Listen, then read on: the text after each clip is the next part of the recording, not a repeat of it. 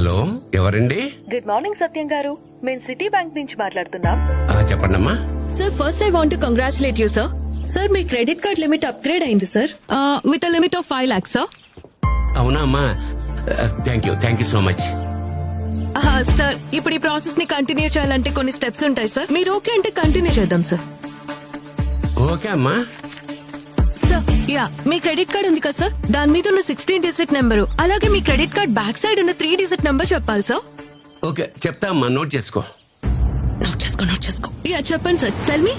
1 yeah sir, 1 0 sir 0 0. Sir మీరేదో wrong number చెప్తున్నట్టున్నారు sir, ఒకసారి check చేసుకోండి. లేదమ్మా, నేను చెప్పింది కరెక్ట్ నెంబరే. ఆ నెంబర్ కు నువ్వు ఫోన్ చేసావనుకో, నీకు కరెక్ట్ సమాధానం వస్తుంది. సార్ అది కాదు సార్, యాక్చువల్లీ ఇలాంటి ఆఫర్ మళ్ళీ మీకు రాదు సార్. బ్యాంక్ త్రూ మీకు ఇంత ఆఫర్ వస్తుందంటే 5 lakhs, it's not a joke sir. నాకు ఇలాంటి ఆఫర్లు వద్దమ్మా. ఏం వేళాకోళంగా ఉందా? ఆడపిల్ల గొంతు మారితే గుర్తుపట్టలే అనుకున్నావా? తోలు తీసేస్తాను ఎదవా. సత్యం ఇక్కడ ఏమనుకున్నావో అర్థమైందా? అమాయకులు కనపడితే చాలు.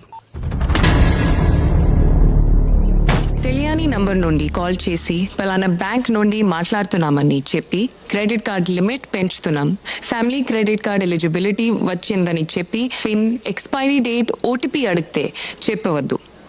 ఏపీకే లింక్స్ పంపితే డౌన్లోడ్ చేయవద్దు. బై మిస్టేక్ మీరు లింక్స్ లేదా ఏపీకే ఫైల్ క్లిక్ చేస్తే వెంటనే ఫోన్ సెట్టింగ్స్ లోకి వెళ్లి కాల్ ఫార్వర్డ్ ఆప్షన్ ని డిసేబుల్ చేయండి. మొబైల్ ని ఫ్లైట్ మోడ్ లో పెట్టి ఇంటర్నెట్ కనెక్షన్ ని డిస్కనెక్ట్ చేయండి. కంప్లైంట్ కోసం హెల్ప్ లైన్ నంబర్ 1930 కి కాల్ చేయండి, లేక www.cybercrime.gov.in లో రిపోర్ట్ చేయండి. మీ దగ్గరలో ఉన్న పోలీస్ స్టేషన్ లో లేక సైబర్ క్రైమ్ పోలీస్ స్టేషన్ లో కంప్లైంట్ చేయండి, మరియు మీ బ్యాంక్ కి సమాచారం ఇవ్వండి.